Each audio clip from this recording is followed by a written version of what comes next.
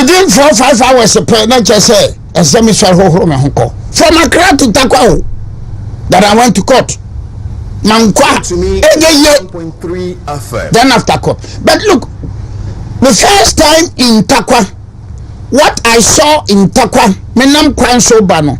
Now Dr. Baumiaka said responsible local mining no ye be mana koso a matuche me mano mere me ka na bia o tie me nne sa topics inde bebre but ye mi ko hunu Takwa meba menam kwan so na meba me bedu japa me bedu board me bedu wasa krupon na ye mi hu ye na ye mi sua ye no responsible local man and not Dr. Baumiaka me too. What is practical and empirical and pictorial evidence? Practical, empirical, pictorial evidence. Who's ampa? Some mining 1 year can say illegal mining. That I'm saying there, and there, but I'm saying, sir, okay, sir, mining who knew Faswa, me must who, you look at who maniso. So okay, mining new Faswa, mess who. Now I am saying one would tell me more mining areas in England. Dr. Baumiaba, made you made him Casapa, made him Macotre for the sake of Nemiko who no. Yamamo and man can I am a registration crowd. You'll be going to villages. Yeah, district. Minerals Commission will be decentralized. EPA, it will be decentralized. District one and why on Krata, district no crowd, district no. One Yamema, Madoso capital. Who come one crab about 12. Standard of living person is improving. 101.3 and over do Japa. So is this Japa? Japan 204 206 ni Japa enu Kosha filling station say what Japa. Kogo there and you cannot make it out say Maedru Wasako Pon and say Maedru board here. Hotels. Hotel be any Japa at a repent hotel. Filling stations. Just say and I'm saying it on authority. Me and me can maybe say Simboka say.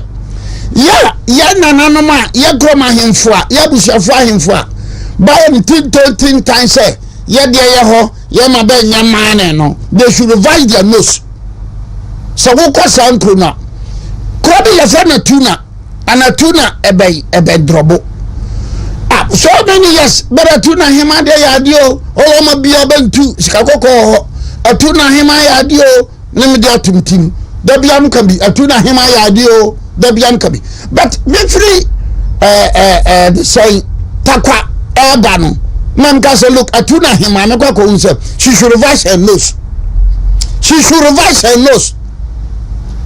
and now I am saying to me tia American nyamako hunu Takwa nyamako hunu wasa bresia nyamako hunu wasa krupon nyamako hunu bodie nyamako hunu Japa nyamako hunu Kurumisa nyamako hunu Asamai abama bia ni ho ka kire say onfa ka no nkofa Libya enko nsuo so aboka kofa obia ni ho wasaba ma bia ni ho because small scale mining has improved their lifestyle and you know sir MPP in 2020 MPP lost in most of the constituencies campaign na ebi no ya ni say MPP for better mining mu MPP for once again let's go back to Wasakropon and Japa. Wo matima ya mine no afele baabi anaka na ya mana wo ma fele na wo ma twati sadam pao ko hwe so I am saying that multi-J's mining companies are taking this country for the ride as compared to what our brothers and sisters are doing over there. Do you know that last week a newspaper published said a mining company in Ghana America $111 million. A mining company, a taxes in Kwao, 1 million butari panami kama Ghana for Bekre and Benfa Penkre, $111 million. One mining company. Sikako kone was assassin. But they can't buy my gun about 10%. Kewabi. And we think that we are making. Look, leaders of this country, Mr. Munko Fasa Unko Nami Fish Nabe. Now, President Mahama Debio Kanye and say, cocoa production, Abafum. Never shot here. Yeah. Meti announce President Mahama President Mahama, I always pray to my God, say, so can't send me here no. Nankopon kamakuma, mama bufu, mekoko nkosoro. Anytime a President Mahama bekasa, no se me pese mi obribo ahimi here no. Nankopon, se me osi pamasem no. Kamakuma, na bibi mpemu, dabi, brofom, yafum kuma. Look, President Mahama was complaining, sir, cocoa production, say Kumasi ha, Sotia. I am saying it. Obiotiem, MPPO, NDCO, Manadio, cocoa production will go down. I am saying MPPO, NDCO, cocoa production will go down because sa community mine and one abano. If I show wom, sika wom, muye kama. Why? There's a town known as Grubisa Ebenwase Kupon. We are cocoa kuenia. Now utono cocoa afua. 1 acre is 80,000 Ghana cedis. 1 acre. 1 acre. 1 acre Grubisa 80,000 Ghana cedis. Wasacha pem 1 acre is 50,000 Ghana cedis. 1 acre of cocoa afu. So out 2 acres are 160,000 Ghana cedis. All currency 1.6 billion. And I am your lawyer, Kurano. I'm filming you, and I'm filming something else. But you know, this is a cocoa farmer. While your cocoa food, sir, 1 acre, what ya, 1 acre, I don't think so. Benyabe Magamiansa. So 1 acre, oh, ya Magamiansa. What do cocoa from 70s? And I'm not Kurano, and a Chamitabrinum, because Bonsuquasu. They went there in 1974. Bado koko ya kwabere karuma kodo koko ya 69. Nana koko 1 acre. Nyane bo fono ya 40,000 or 50,000. 1 acre. Cocoa. Because all 2 are small scale mining. And total 2 acres if it's 50,000, it's 100,000. 1 billion. Obatimi abani krom ababe sidane. Against the background of the fact that PBC Kratoya no Oduabeka. PBC Toyanu Oduabeka. 101.3. And so they are doing it, and they have every moral and legal right to do it. And again, I catch you from some more Trankran Kumasi Sunani, Rese. Yako local content, Yako workshop, no more the hotel like a seer, no from a seer from home, no more Tika Cassium, no more a day. Now no go a catch you free. Bronya see someone is Kakodi Bronya. But we know what on the cocoa nama PBC no Sikanama. And if you want to be fair to everybody, Kuyani no nya dan. Meanwhile, the other catch say, we call phone community mining, Yakuta alliances. What I no correct. Yakuta EPA, I no correct. Yakuta Bibia, I no correct. We call phone, you better 1 acre 50,000. I never can no cremanya couple. Me meton, also better. I will tell the abaton. Me meton. Mutu Omuya, my land goes back to the farmer. So please, President Mahama, MPP paying for Ghana catch for Mokas and say, I would have dinner couple. Benny and Fida. Practical politics. Maybe they are near practical politics. So I'm saying that look, Dr. Baumias I'm not kind of Edicam. Look, let me go back to multinationals.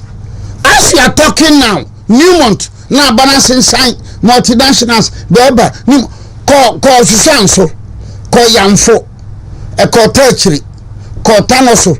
Me Obribaham Tia. So somebody Newmont to Coco too. Because me assassin, me assassin, Newmont Tacofabi. I'm a Newmont, Wamunti Ashimani. Now me a lawyer crowd, me the Newmont to Cocot. Now Niati Sukum, Niati Esusanso, Niati Wankwaja, niati tado so kurase oti tado so kurum onu de obeda wan yiska dia kokot. So we need to be very honest and sincere with our people and the system. Sometimes the system doesn't talk of MPP or NDC. The system talks of honesty. As you are talking now, Okon Koko High Court, we could take your 400 Equiafo a hen Nina me case no. I'm feeling soon. New Abram has not paid compensation to the farmers. 7 years. 7 years. 7 years. New Abram. I want to question that because this in catch so yes, what about one match? I'm saying, Nana Peterson Bois. I am him. Who MP and Casama, who Tanosio, who Abramo, MP Kabi Mount, DC Kabi Mount, Obiano Kabi Mount, one Oko, but I small scale miner. And I have a tuna yet on 80,000, 50,000. I don't know Ghana catch you for what I'm going to say, Sabi Fratu. Baba work class, Baba work for Baba, better Benimian Sana. So all miners doing responsible mining will be licensed. Now Omodi Ghana card and a bell license. Ambassador for responsible mining. They will collaborate with the large scale mining companies, convert the abandoned shafts into community mining schemes. If you not come, you make a ambassador for small scale mining. And then pension schemes for small scale mining. Ambassador for small scale mining. And decentralized minerals administration. Fortunes of the cocoa industry will continue to go down. And then mapping of areas where we have gold reserves. Exactly. Because me today, me a lawyer penny. Remember, says I mean, okay, say more cocoa for body with Japa, more Grubisa, more Asama, more Brescia, more business, say, me call Uko Bonsaya, more cocoa for Fiambi. This is a small scale mining when your licenses are. I would agree. And as long as miners mine within their limits of their licenses, no mining in river or water bodies, there will be no longer any seizure or burning of excavators. We should not even create the impression say miners no baby abaya mining no sabi baby nyansa. If you go to Wasa Kropon, there's a company be Wasa Kropon on the media and say e kura bia ase no omo oba form so na omo tunsu ama omo tunsu eti miner no person no okọ ha no obekwa ko fa kokofuo no a no ahancha no watunsu nsuo pa no de ama wo me just say no pa na me hunu mani so no amma me different dimension altogether eno no kwa me hu ya na me de to o se December mi ko dombo na jato kalionum ho me ba no me bedu tenga president mahama wo tie me ye tenga no cooperatively no tenga no sebe eye kurase mabole. But I can tell you, say net tinga any dollar power. Nipa ewo holum. A dosu papa so when you betra Bole. And President Mahama, when he went to Bole on 29th or 30th December, no, what to say? Hotel na wa Bole na your friend Bole Dubai no. Ayama. Bole Dubai no ayama. A lot of these boys here we money with dollar power ni tinga no. Wo any bambo there was a car tobacco no be akoda no ba ajibani. And as a former president, I will get to you in a minute, sir. Well, let me sit down. Name Hanam free, Hanam tea. Nankura Bremin and Antinga, dollar power. Na Banan Quanta, na sabi and young Krubia. I don't know them Mabe Babai. Baba has a be Mark Ababe Juma. A Jumana Bay and so I'm a Kurunima Beton Kosoro. So as a former president, I see Bay and I'm a suffering. Me Obripa Yamikom Koye. Me by me stop over Bole, stop over Tenga, stop over Baboino. I learned a lot and I questioned a lot of people and I had a lot of answers and I'm a reversing in those. So you as a former president, so please, Mr. President, former president, Kompo, share butter, we are not so back of him. Because as long as people are able to regularize this small scale mining, as long as I sit here and beat out my chest and say, small scale mining properly conducted the best than Saudi multinational beba. Multinationals no beba wo mo be cut corners.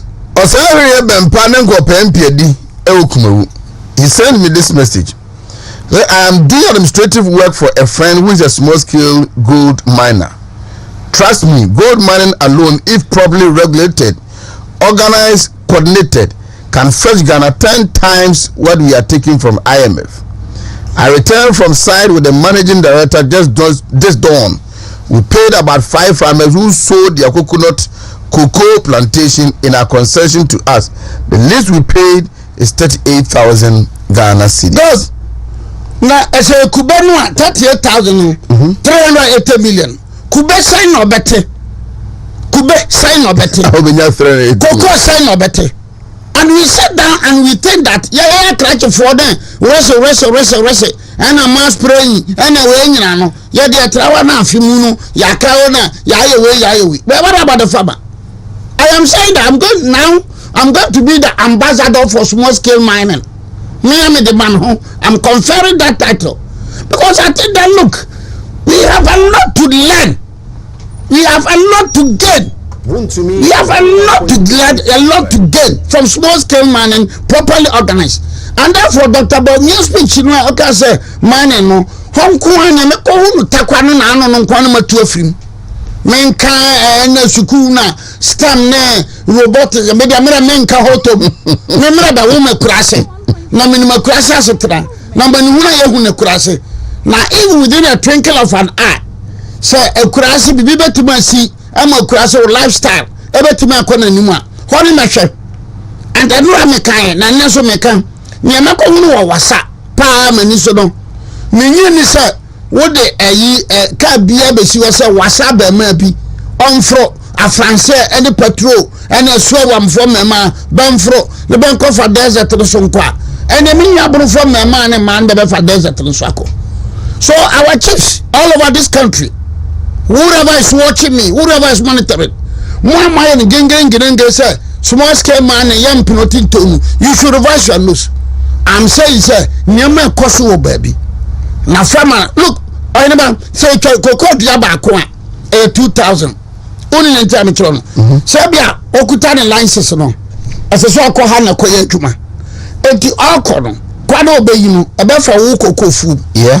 Tisa fa wo cocoa food ma na obetwa kwade no a cocoa diaba ko o 2000. Cocoa dianu o 10,000. All currency 100 million. Cocoa dianu. Na cocoa we say now but here. I need to be honest. So we cannot continue to shortchange the farmers and I feel that banana there cocoa bot and DC MC Yama cocoa seedlings owra Moses the kuya for one check Moses kuraso for one check munyabe. Let's regularize it. Again, me so make catch it. Woman, please, my brothers and sisters. Mon komonim kwajen krata. Na munya se moya akwa na oba tata on. Oba so afidie. Akwa na oba tata on. Oba ka fa bibi mam. Na se wa we regularize no a. On so afidie. On ka fa bibi mam. Hwebe oba ala bara me hwen krata. O hwen krata bibi ayo le yo meko. Nti wono ba se me kura de nje. No kura de nje. It is fair. You go to Wasakopon, DVLA of station they are based in Wahon. A big the whole western region and western north. Wasakopon, DVLA office we are based in a big the whole western region and western north. 1.3. And I had an interview. I'm catch them and I'm call man. Me fit your every boy number mamba. Ndem bibi sanim di sekuro. Would any effect? Not in firm. The man has spent no less than 400,000 euro. 400,000 euros. Come on. Just a man so pan.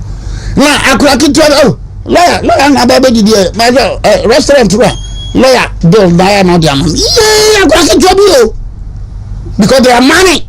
And they were prepared to welcome me. And I was forced to go on an FM station and I was forced to go on an FM station. So please, both MPP and NDC, you should reverse your nose. Please, okay. Reverse your nose. So for mining, reverse your nose. Dr. Bonyasi Makano, Wakaka na war. As you say, Wakoho, and I work now the Asian Muslim. I am telling you, we need to be very honest. If a mining company is owing the government of Ghana $111 million, and yet you've gone to IMF to beg for $600 million. One mining company in Western region. One mining company, multinational, Western region. Abba, are we serious as a country? Are we serious as a country? And we think that multinationals are not now. Now, honorable Abu Jinapo, Oko dollar power. What is dollar power? Yeah, I know that. Oko dollar power. Although I say you're now investors, Mr. Honorable, my good friend lawyer. Investors in Ghana for super bench and yet. Encourage them, dollar power, or more dollar power, encourage them, so Mubenian licenses. Eba Bamboy, Crop Grenade, and they'll get the license Juboy, Bamboy, Carpenter, Taselma. Go there. Let them regularize the mining. Ghana will get a lot. Yeah, bro, to multinationals, they are not taking good care of Ghanaians. And ironically, Saudi Wamunya problem. I go from the money more. I be before number one Ghana. But by the Kokotako. I be before. Na kwa sera ba kwa so dan. Memenda ba kwa so dan. Fieda ba koma sarachi. The front to market here. Kokuni akuya. And you are shortchanging your fellow Ghanaian. The rural man, the rural woman over there, Moses, no. And we said, Africa, we can do this. Africa can do this. But look, exploitation of man by man. So what's afford there? Need to tell me. But I'm encouraging you some regularizing. Okay. No, 45 after 7. WONTUMI TV, WONTUMI Radio. Let me come back to another Baunya Ayuhua or the buyer.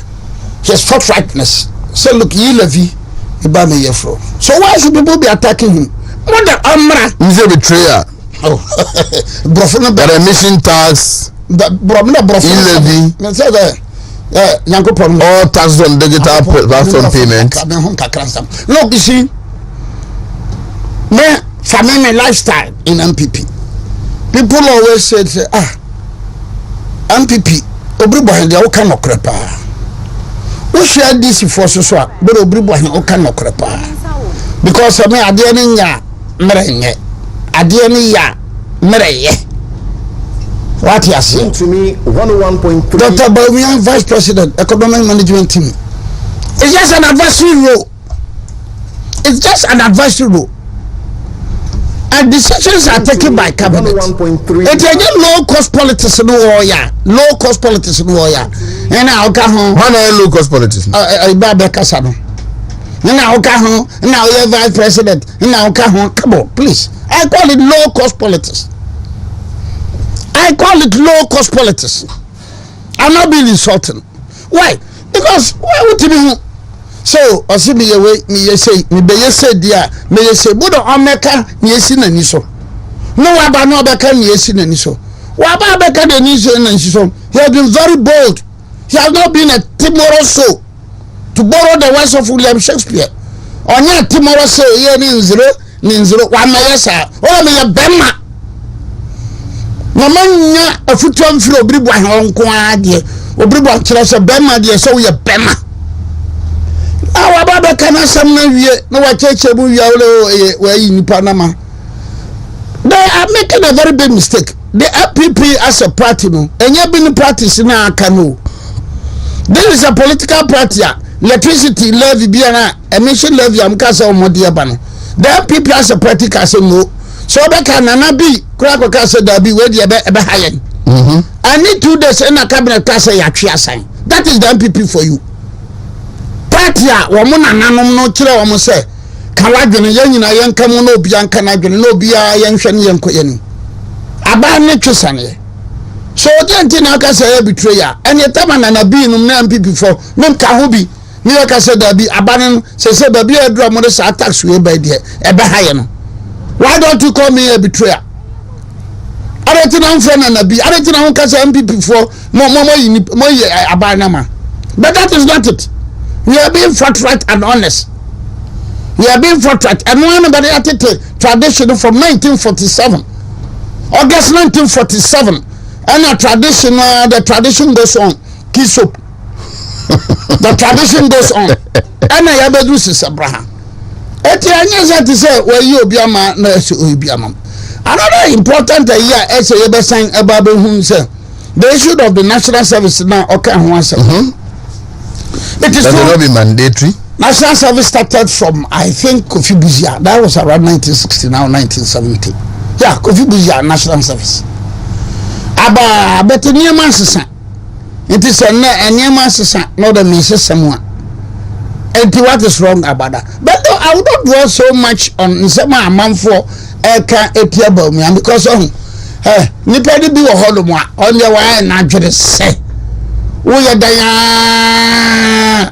and MPP for the can Dr. Bawumia be kan obri bo be kan on fanasem etiba me ni sa dipo na chi but just that bidum so ye crowd se be pe bibi atie e dey ato wo mutim e dey ato wo madwuma ma hu ni se aha ye ni se a wo mo na me ye particular but nya wo mo no a ukase de nkra bemfa na no Dr. Bawumia kase wie I say from now this for no ba you say now people for against for bim so ba be de kikabum against for bim na be ko party bi no so against for bim no I want to against for bim no that be have work kro na pa na beta ye have work we dey mo bi adini kuma sia pa na beta ye have work we dey mo bi adini what no asem na owura no kan sabi ka fra chu mesra meka wo de yi fruit so ya MPP NDC CPP fra de say wo ya Ghana ni na oni ma kenkan akane ana oni ma kenkan so a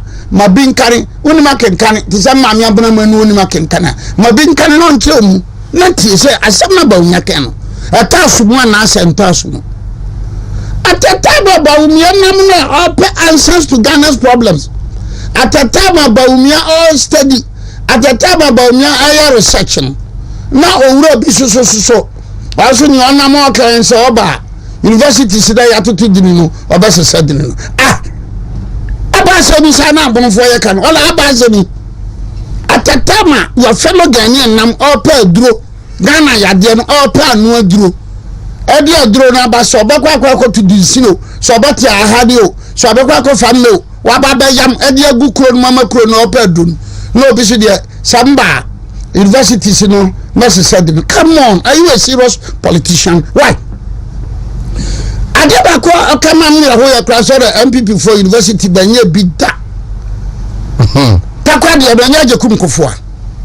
Ahle babuam, me boa. Me nitro. Me mtia me nitro. Takwa de nya je kum kofo a. Na sa je kum kofo na ye takwa de ya. I don't think that even so because was first affiliated to KNUST. I'm not so sure. Etuwa utie me say ni America no say eye yi aboa me. Ente say but even it na talk kra. Minim kra ka ma bon kra de.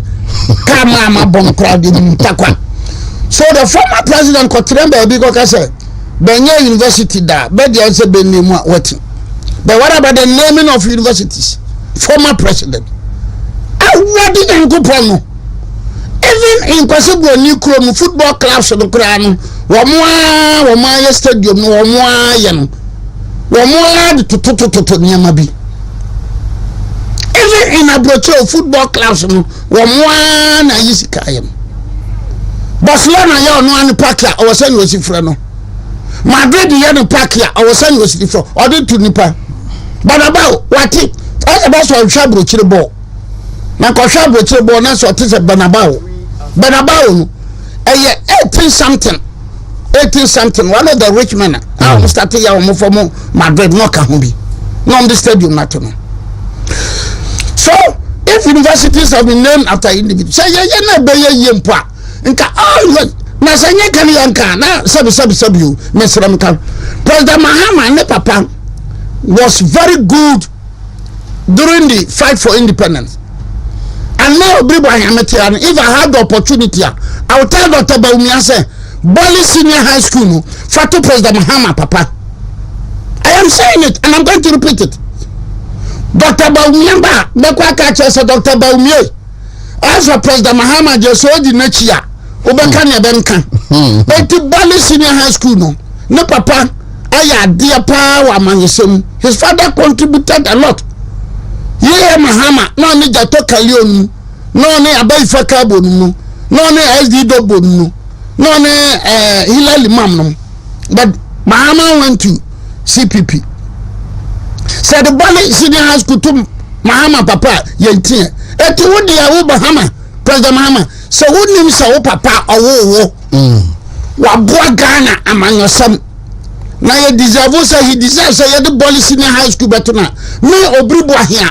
Me no me a messenger for Dr. Mamudu Bawumia. Me MPP ba, I'll go to him and tell him. Okay, so let me listen to you from Dr. Bawumia on constitutional review. Amend the 1990 constitution with key emphasis on issues such as reducing the power of the president and empower other institutions. Ex gratia, the rise of the dual citizens, election of MMDCs, to deepen decentralization, among others, is extensive public consultation, and then work with not more than 50 ministers and deputy ministers. Because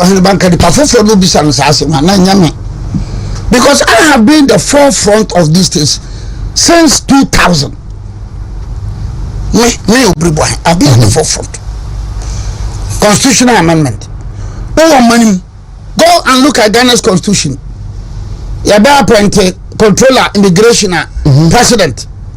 Soldier Panini, president. They cannot be actors. So come my Roman soldier. Immigration controller, president. Soldier Panini, President. Fire service, president. Police, police, president. Prisons, president. A serious country. Man, paying to me does the do. That your friend Alpha and Omega. The irony of the situation is that when Rollins was metamorphosing from all changing from PNDC to NDC, now Rollins here be so you would have been qua Mekonamu Muambo Kosiko no Jinan Quentia Kosiko no Jinan Quentia and then I go for Sabi bin by. And interestingly, Professor Boss, your review committee no maomuko round wakoye bibia. And we have not implemented those recommendations. And I'm told on authority say review committee in that time every single day be anu get $100 asset allowance. Do the calculation. Do the calculation. So you see, say me brama this year you been to about so maka kanye se brane beka.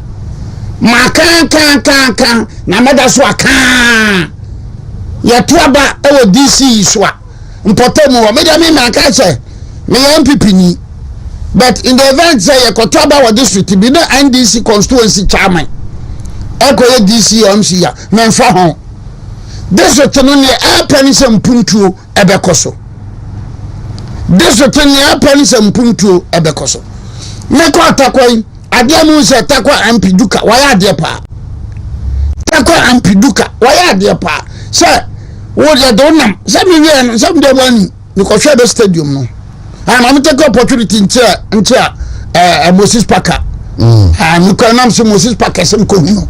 It was a very nice gentleman Parker me chow pa now kwani na kwani no bere takwa krom kwani no dia duka, but ironically obedu I am free udu yedu I am free no wasafo na ende no be wura danchirafo nu the trafo no dia wo bedu nko abekwa anye bre number asem na abai and from I am free to do kwa anye and so man boggling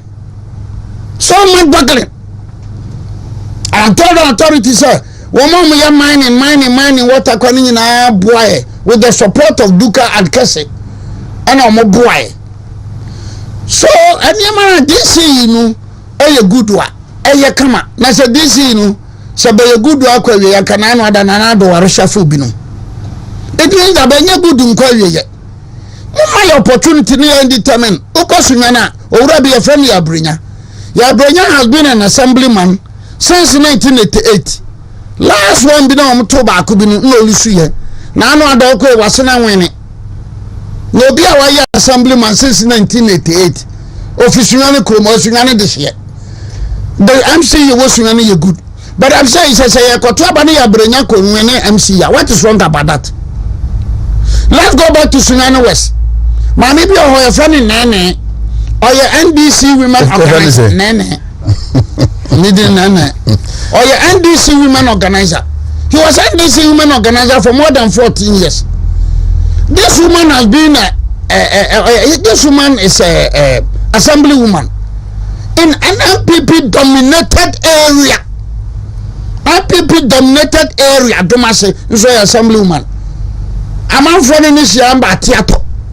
Actually, say no probably one name. Forget about the level of education. So, as a country, sometimes we should not be so partisan. MPP, NDC, and Manino, but the same coming back to the judiciary reforms in Binono. I believe that who is to become a high court judge, a court of appeal judge, a Supreme Court judge, you know. Woman from Makana Bar Association. Who is to become a high court judge, a court of appeal, no, even from district court, to become a circuit court judge, a high court judge, a court of appeal judge, a Supreme Court judge. Mumenya bibia in president in consultation. I don't know. Because sometimes you know your presidents in the crowd, they don't go to the courtroom. They don't cry your lawyers. Yeah, courtroom no. Na yenim judges na ho odene. Yeah, courtroom. Me high court judges. Okay, say me mark here. Ole we pese promote me we deserve. We mem promote no. We promote no. We mem promote no. Yeah, court. Part of appeal judges. Ole pese the Supreme Court we mfa nko. We fa nko. So the appointment at the Supreme Court no. Wonya Magana Bar Association. Na yenya say you live in a country mampanyini biaba ono wakwana obafasa na IGP officer the appointment of IGP munyama police council president no IGP no IGP no anya wadwuma the institutions must work and look it is only MPP muna mubeti maisa because NDC there and na lalai NDC there na lalai. So that about Banu, sir, if it's the Ghana Armed Forces, we should set up their council. What who say where deserve? If it is the prisons, their own council. What institutions in England? Benimba Baya dear, any Barbanya dear. Baba de Bakwa Baba Jumani, Bab, that's about Quabet to me, Jumani. Ba bedi money. So they can fashion it up. But you don't have to. So police paying president, soldier paying president, control immigration president, fire service president, prisons president. After the Nanya president, no. So there's apart from Professor Fatau, on the better much change bar into Burma to Badia. It is not good. It doesn't go well for us. More especially when we are in Africa. When you are in Africa, BBBRTBC that the man can decide that look, now you are policy pagini, free chrome, soldier pagini, or free chrome, immigration pagini, or free chrome. It doesn't work well for us. Now coming back to the ministers, 50 or county. Let's be very honest. A ministry now like railways, what if they are transportation? Ministry now like railways, what in the transportation?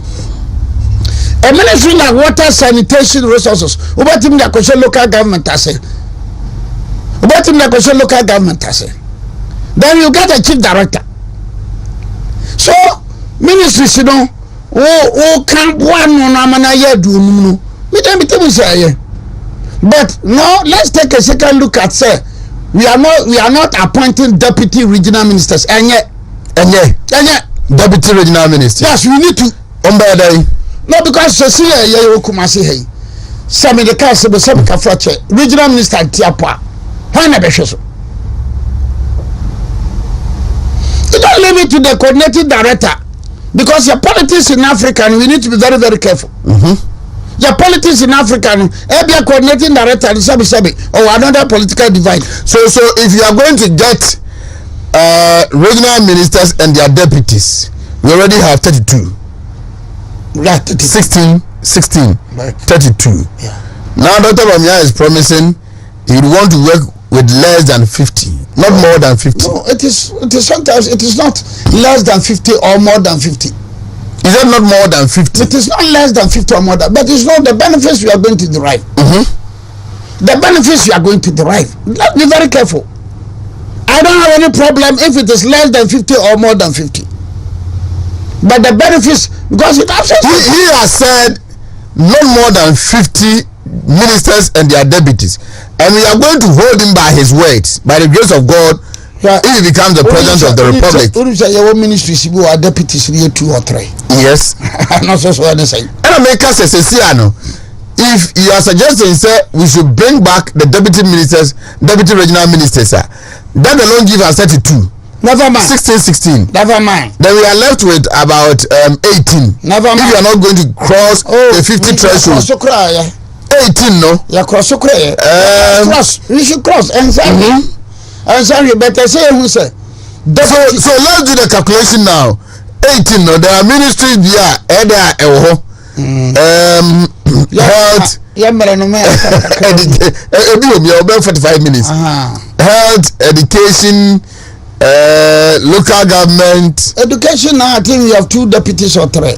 Yeah, 2. Health. And then I think is it Barbara.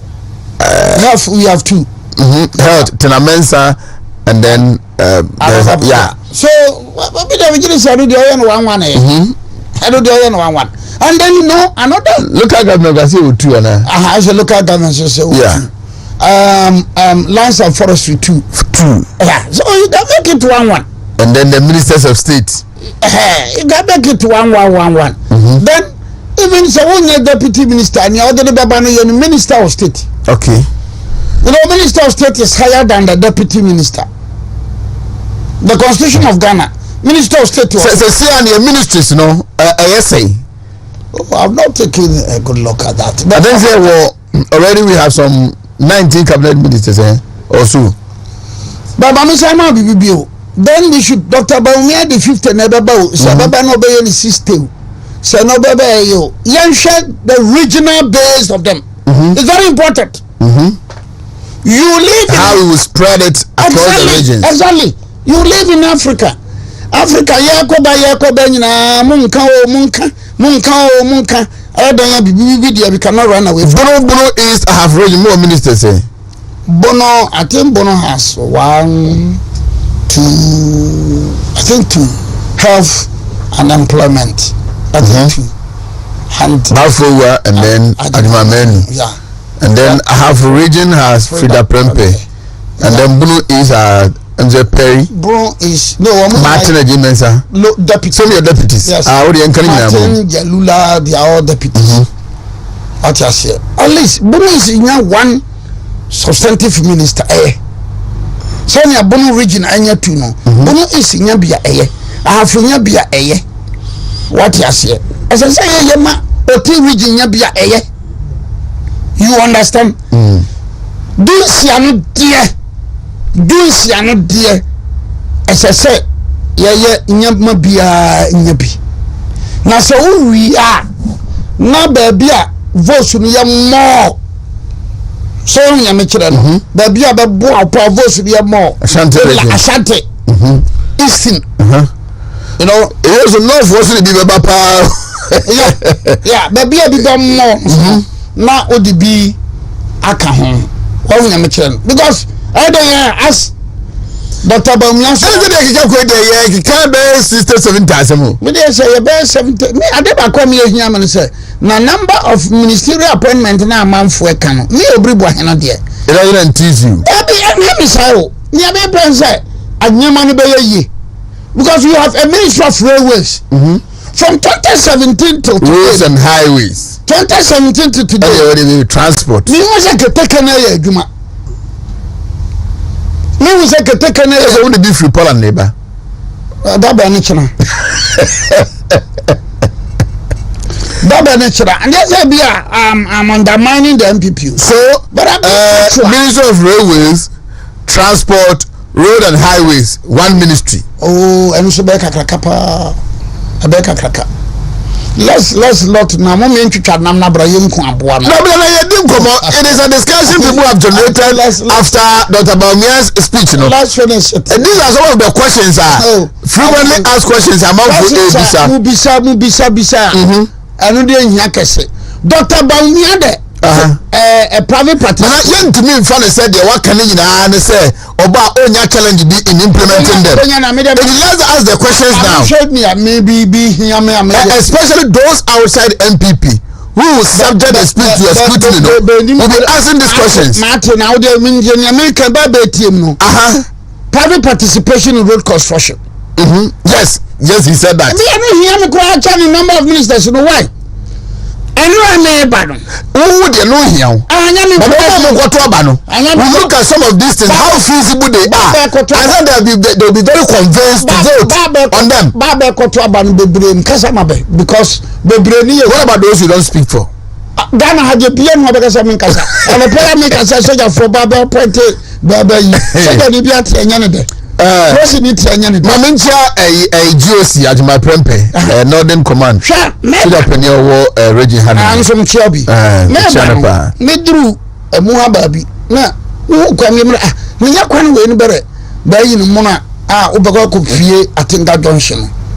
Was a bit of Pensacro and Yaman Faso. Name Faso, hold it, Mudi Croconi and Acroconi, Mufose, Croconi and Acrocon.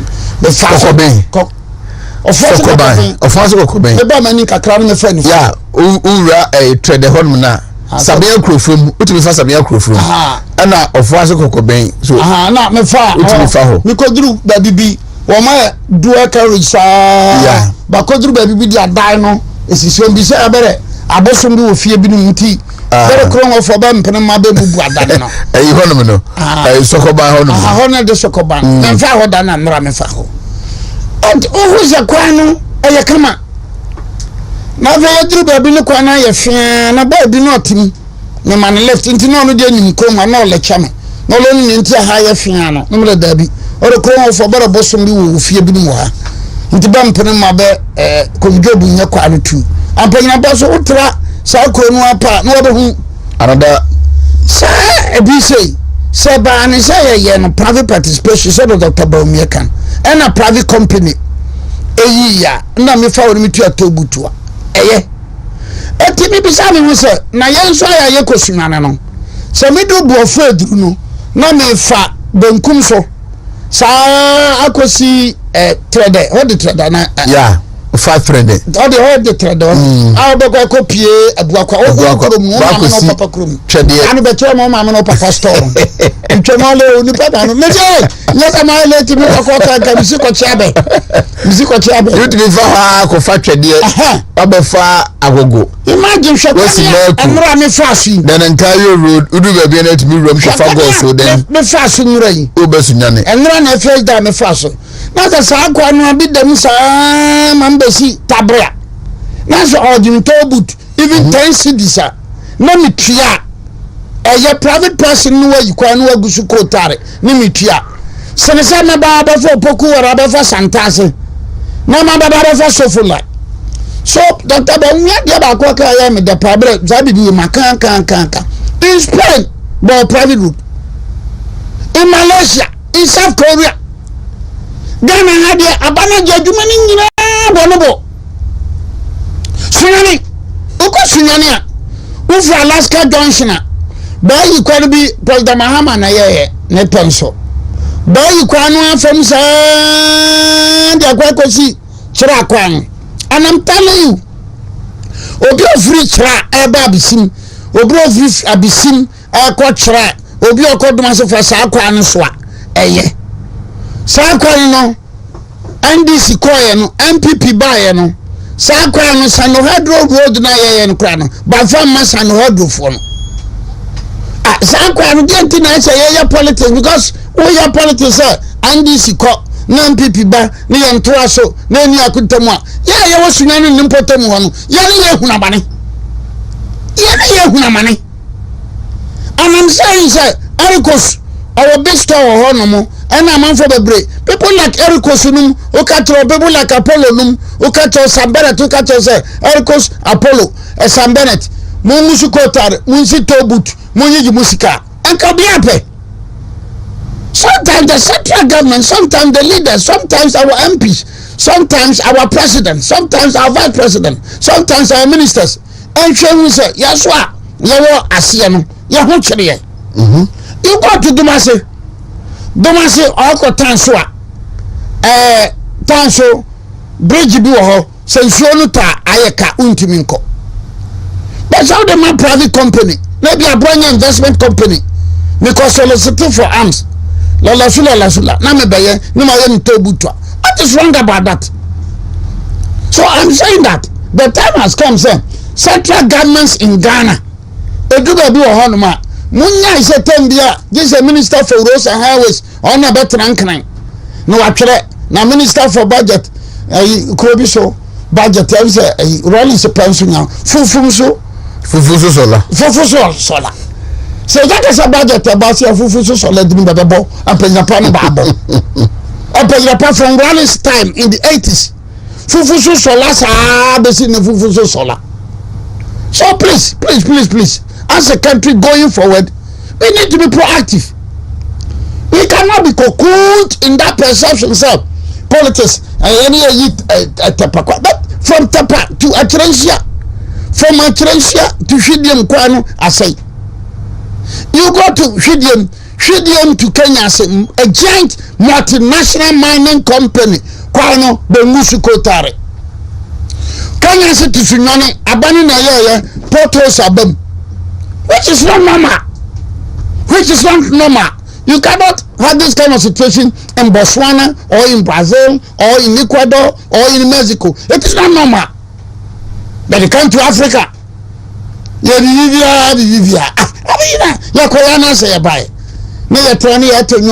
Rasta man, black and white, we are all equal, America, we are equal,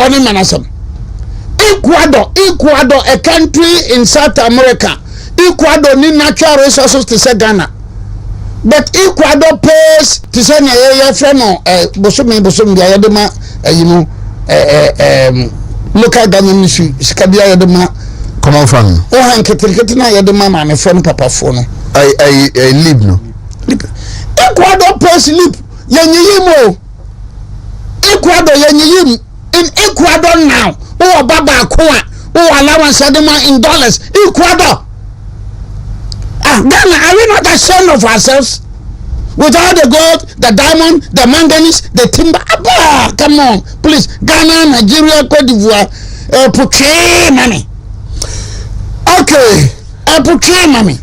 Now, Botswana, giant mining companies in Botswana, 55%.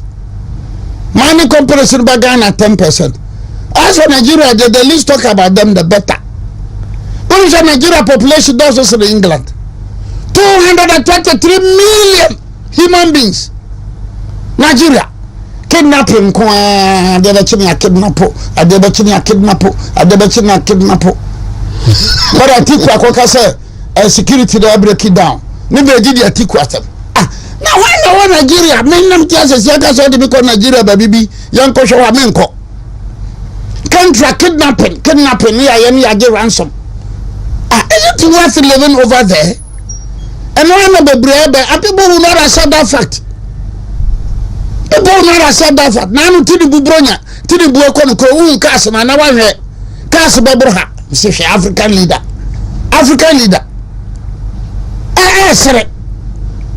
So we have the natural resources. But the burden of this continent is that leadership. Now I call I think Dubai COP28. Equatorial Guinea president no kono. Ono kono. One ne yire. One ne ma anan. Ne ma anan no. Bia so de ne yire. Do the calculation. Equatorial Guinea president okono. One ne yire. Ne ma anan. Ne ma anan so bia ne yire. Adai African leaders. And you sit down there and say after African trade we nancy ne bachelor. Okay, ne bachelor. Now Dr. Patrick Kumabwaje 1st February 2024 Chronicle. Also the nurses are going in droves. The nurses are going in droves. Dr. Patrick Kumabwaje 1st February 2024 Chronicle. Then metwa na mtimwa se mi nyankopon taka se kirimtino. Na mbisa mi nyankopon se mi nyankopon. Inti condense all way very simple. In Indonesia and Myanmar, omo agency, government agencies bia omo no recruit amanfo. Na omo no de omo countries in Saudi ni Dubai no. Na abana nya ho mfaso. Tesani Argentina and Brazil the footballers ko abani nya mfaso. And then nurses we da bebeko koso de bebeko because ya nkokrafo kura ya nurse nka ya bebeko because the system over there.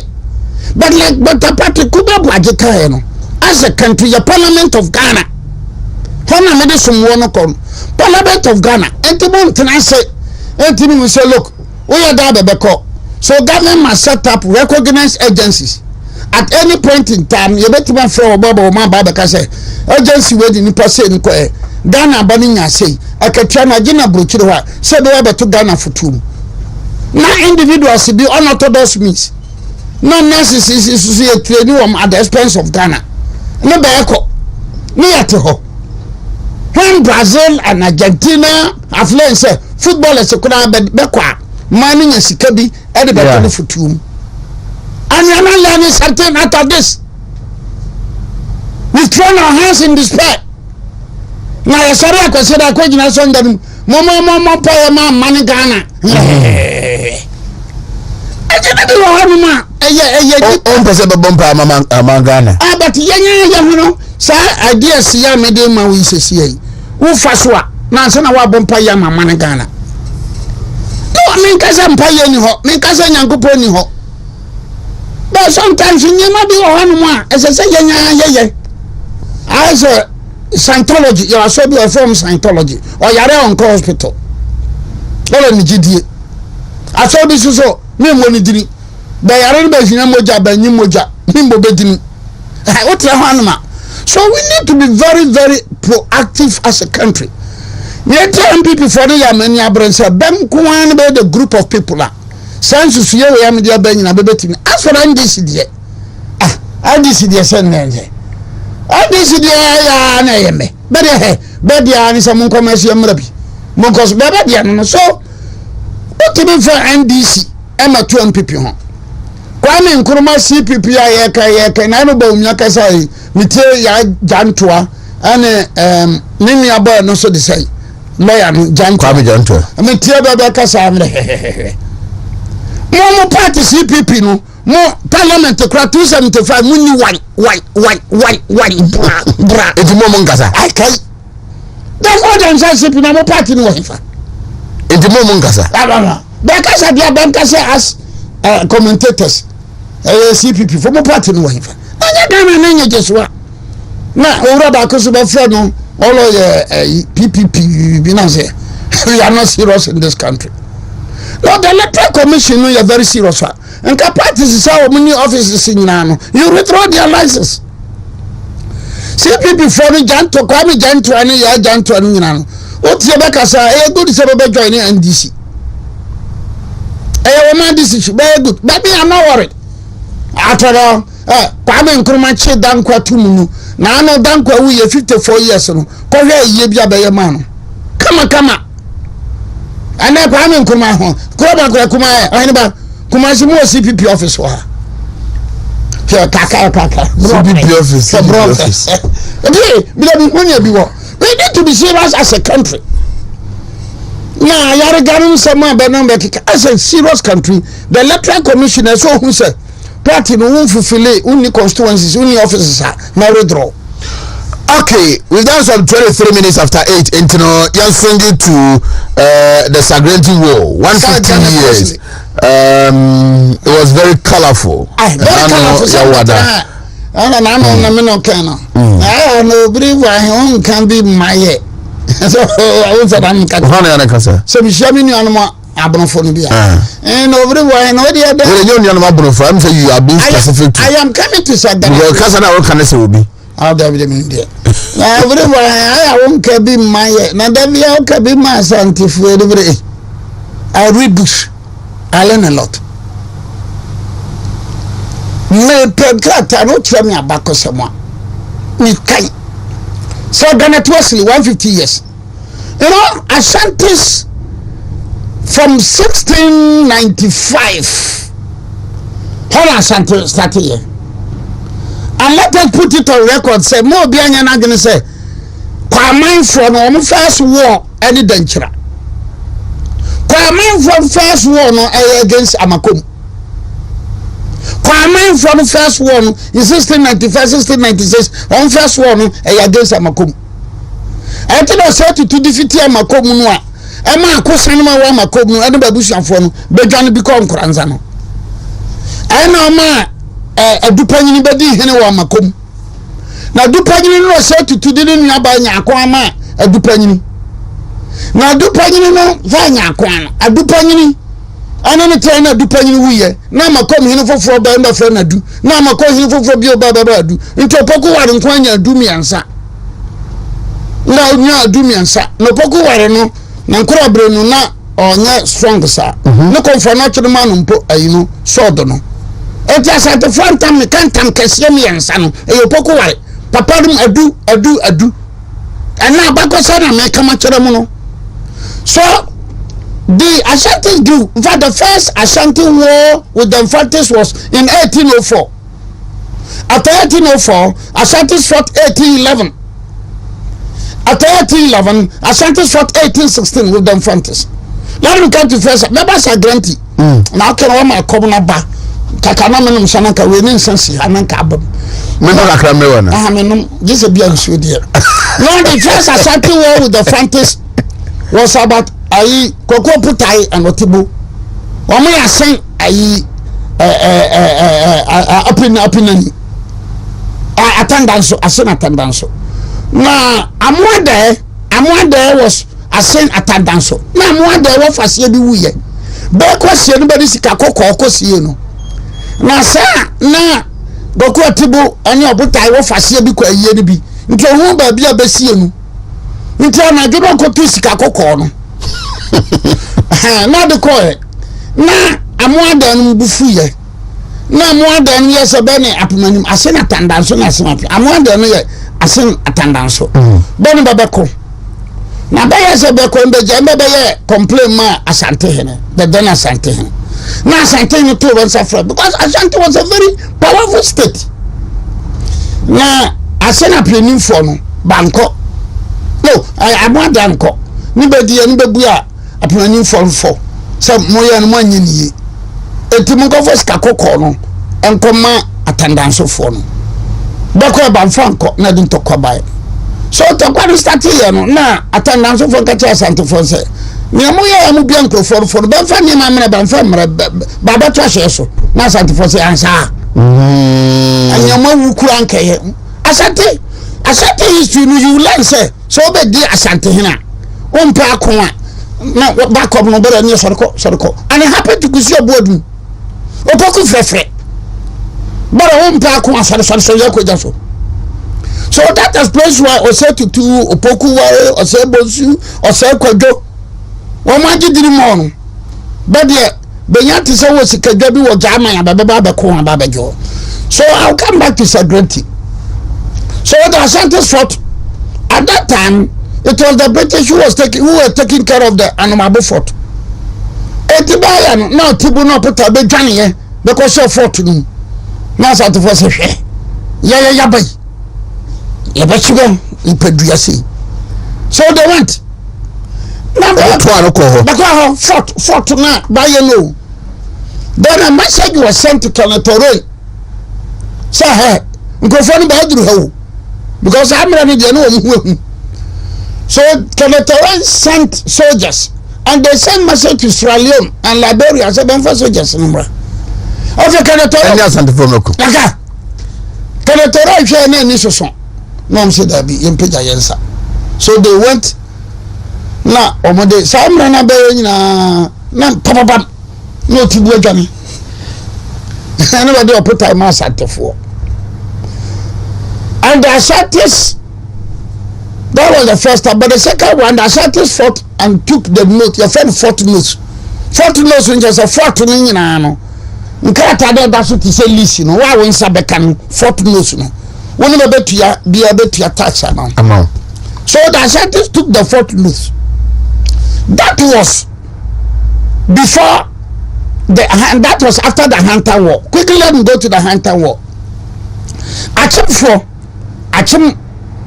Achim abuakwa na Asante ye powerful na achim abuakwa oni ntankase memenda command memenda what is antameda or what is antameda Asante for ntankase pa ba ko command memenda when the Asante fought the achim abuakwa no e wona osati tu edi nkai no oko ne krachi but the Ashantis never disclose it intibere ohenba what in yesi na hello Mekobi na so maintain yesi here because they didn't want to disclose bekoya and behene no waka wow. Then the second war with the Achima Bwakwe, that was after Osetutunu. The next Opokuware who came, Asante Forces said, Bekwa Kono, the Behene no Kowa, Wababa Dibiano.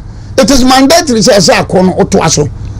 So the Asantes went for the second war with the chips. Tetene Bekwa Kowa, Babeku Tatura Bekon Ben Shampaboa. But Bonans is from just a hene.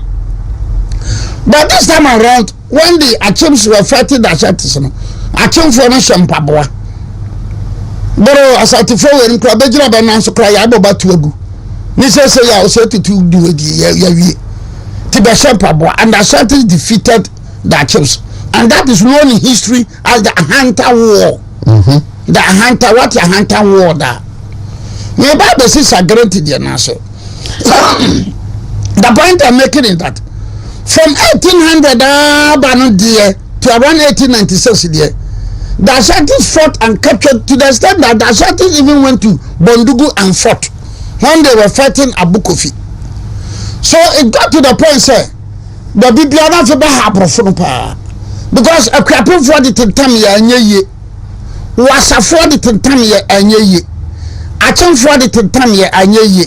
And so history has it that some of the wars, our Mokoyan, Achim for being crying the boa Asante for. So Saganatwasi and the rest felt that the Ashantis were giving them a lot of problems. And of course, as a historian, we did say yes. They were giving them a lot of problems. Only tribe would be West Africa ha. No more harbor for no sir. But there's a bad advantage you. So Saganatwasi, because in 1817, Dupas and the rest were trading to Kumasi. But they realized that from 80 because Osekwajo, Osebonsu, no Pokufo Fienu, but they are Bakumbain. Number once and for all, no. Young Shannon Kufu, they say they are brave. And that explains why Saganat Wesley came here. Saganati working name number out of Saganat Wesley. Saganat Wesley, Sagranti. And Kumasi was bent. Kumasi was bent. My shepherd is now on a said to Tunum never knew her. Kumasi Palace in a mansion and they are more than 1900 BB. Yes, in for front. Baba in for front. Proper, Sachas Babano, never you win. Not Palace in way. Now I do more, baby. So Sagranti one man wo mbane no mo hye no ba hye de because better go for the yenya be kodoto yenya satifon kodoto the mo hye ase because before after 75 no now for the house no nyina be try anyeye so what you say kodoto so they took some of the artifacts in your money be by the quay artifacts that by the bad issue and they buy in your 150 years of the artifacts in Aba. In Benin, near friend Dahomey. Some of the artifacts near 200 years because he brought the Aba. As I say, I get to was a Kumasi as I say, but we as I say, a Confanachi to Senate and Aquabian could try or Papa. So he says, you see, yes, what no. It will be a good chat. I call the dome a copper pie and a common dancer. It shows the mentality. The dome of Papa, the common dancer. It shows the mentality sometimes with the blacks against the whites. Miss Rebecca, paying for Mamutini. Artifacts, no, they call 150 years. But to make it pay. I am saying, sir, it's Adiaba. Yeah, any history, no. If you go to Masai, Kenya, artifacts in 200 years. Benin, Dahomey, artifacts in 200 years. In Nigeria, Ilaife, artifacts in 200 years. Possible need in England, Sanaba. Possible need about. Yes, was I say about chat was a boy coco sunane. Honey, no boy coco, ne, baby, O Jackson, no. Last commission for Chicago. I mean, this is Dio. Oh, come, Domasia. Domino or Domino. The Papa Brotaba was a historian, sir. Until Dominus in fa. I am sorry. Bobby Dominus in Oka Domasia. Domasia Quang. No dino, no chi abotandi or when I'm not Domino. Domino, sir, start today by yes, Domasi Crum and Finfron. I know when I'm not Domino. Domasi, Diano said, Diano, Saba said the Bonnie only Bonia, but wow, I never shot. Oh, no, ma, what the Bonia were through the shed. Unyaba, now I know Bia. Taya, no, my bed, Bush and Tanoya, my bed, I will be my own Munyaba, Ubenyaba. Diano Babu, I never see Dano. Are you serious? Make up the actual. Mene krom domase baby ana domno wono ebi ho sunyane asundaye ebi ho beno mukumo so no baby abe kusuru ba twitwa no iron pot. Are you serious as a country? I'm possible need the artifacts 150 me say 150 kra ma muti 150 no dey Ilaife in Nigeria, Benin, in Masai, in Kenya, artifacts ni bi ache 200 years baby aba Ghana clutch for Africa clutch for Kabetu Assassin, artifacts no could be a cotton artifacts lady. I got you for, or be very clutch for. And then you're no mercy, no, you pay one more channel. So you see the problem. Possible need them in their bro. Possible need them in their bro. Number 3, I'm Casawoko Penyanko Brunia Sanya, some other Biatama. So it is good that Ashantis are doing this. But I think that other ethnic groups is so yeah. Much knowledge. I am saying that before Santamani Ebejinano, no come for Jinapa, no danger for Jinapa, no crapping for one more than a pa. But all this in Abaco Sam will be anchor. Of course, a co-focus on a chief for danger focus. I mean, make a Dakruma Babeka, a crapping focus. I mean, Kama Babeka. But we walk Masinti and I may much about it. So it is a very nice thing and very colorful. Quickly, let me come to the chieftaincy issues. No one. Well, sir, company biwo as a Korean pong. Na one de pigs, aqua asante mansa monye. Na mon fam penti mansion baby bibri. Only if I chrono koji painting on behalf of Asante man. Japeko manhene. Japekrum manhene. Mama tell me your mama sharamu did the matter. No one can be my. But the Abako said me, Japekrum noa, make us a number of Mposu Kotoko. Japekrum abandrobo, Mposu Kotoko. On a Koji 5 days or 6 days ago, Okoji paid on behalf of Asante man. And he sit down there and say, I don't know what Japekrum, no go Kumasi. Nani so be Japekrum be Kumasi, ma just at Wana. Japan Chroma obe commercial measures yet to one. Go and learn your history. And you know say Japan Chroma kwanya is over Santimai. Sampa oba be a committee sida o matino. A Santimai celebration ya be committee na o matino. Inchira hene is on a committee. Japan Chroma is on a committee. Sakwa is on a committee. Sampa is on a committee. WONTUMI. Who tell you American? Aha. Brekum is on a committee. They are on committees because they are members of the Santiman Council. What problem is it? What problem pa any say? What be problem any say? What be problem any say? They are celebrating a grantee. Asante maintenance what it in the committees. When you know the contingent of Raura in OT region is a member of the committee. The contingent of Raura traditional council in OT region is a member of the Santiman committee. Moi, I'm because I know very well I can be my I'm giving you lectures. So ask yourself, say, Raura OT, hey, no lawyer, Raura OT. Or a member of the committee, we say yes, he has that right because we are Santifonibia. No, the irony of the situation is why is it that it's only Bono and Bono region? Binumo, he said, Uncle Nyani be free Bono and Bono region, Eba Santimaya, but Mina Bekokopam. But why is it that if you go to OT region, Raura Traditional Council, Konti Hene, who is a lawyer by profession, and who is the chief executive of the Minerals Commission of Ghana, is a member of the committee. And you go to your team, nobody's complaining. Oh, you see. Minerals Commission. I am telling you. Continue of Raura tradition. And he's a member of the Santiman Council. I see. And he's a member of the committee.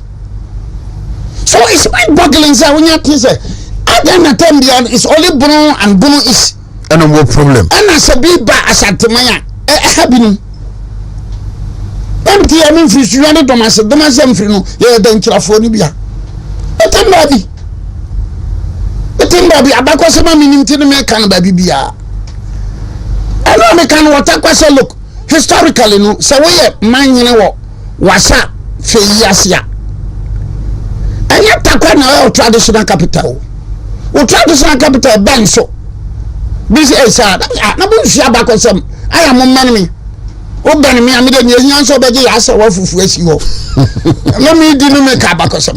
And historically also, so we are dentura him and I dentura him. And yet, do on a friend, I swawa, who didn't just a qua. These are all things people don't know. Obiti takwa and run and catch on with them so. So, young Coswa Ben so quandia. Oh,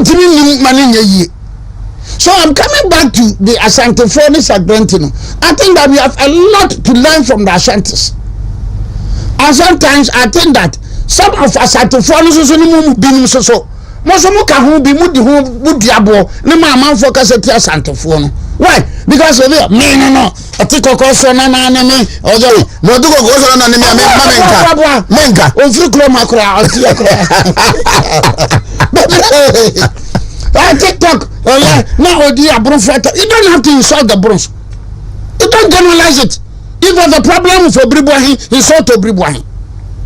It doesn't say so Bribuahi can say media Brunfrata. Come on, what is happening? So I'm saying that I am more TikTok on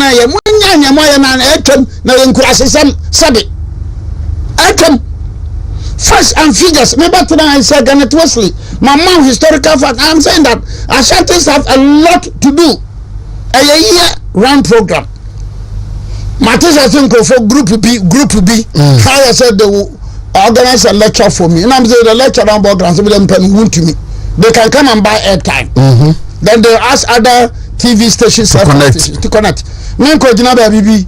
No. But WONTUMI na me ton Asante history. wo asante ni pa nso ntankase miensa wonim na daduane maka ye wi ase no na otu hunsa enya se wo so gyainum amenom asori nti asa pinsa asa wa say no but on a more serious note so sometimes I look at that scientists you know and other ethnic groups can do that but just that woman and keka wo ho I am saying that if the anwons they say we celebrate anniversary bia they can. I am saying that if the man preaches they say we celebrate bia they can. I am saying that if the gombes they say we celebrate bia if the gonjes okay but a man for nya na santo for na no we say tuntum okiya tuntum very colorful what I say enti no mo ya ahinse na man say look atibie historically no ebiri free gaso historically so ebiri free gache pram so obani historically no ebiri free suminja ko obami history then I'm telling them how am the say look in history no nko kodi friend nko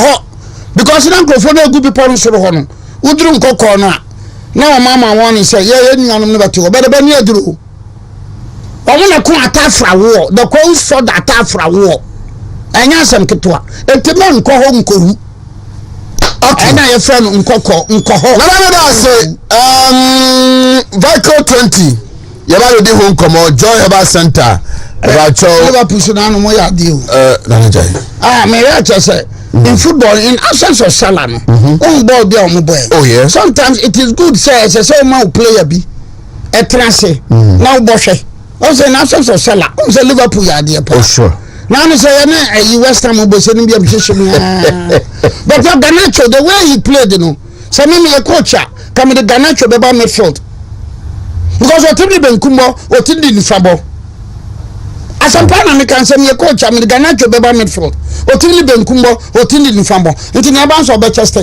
if you have a midfielder obobo ball no sana the ball no be to say Xavi good next time let's you better so na ye din komo vehicle 20 komo ye baba we joy about center product omri about immune system no na error system no na aye adwuma gidi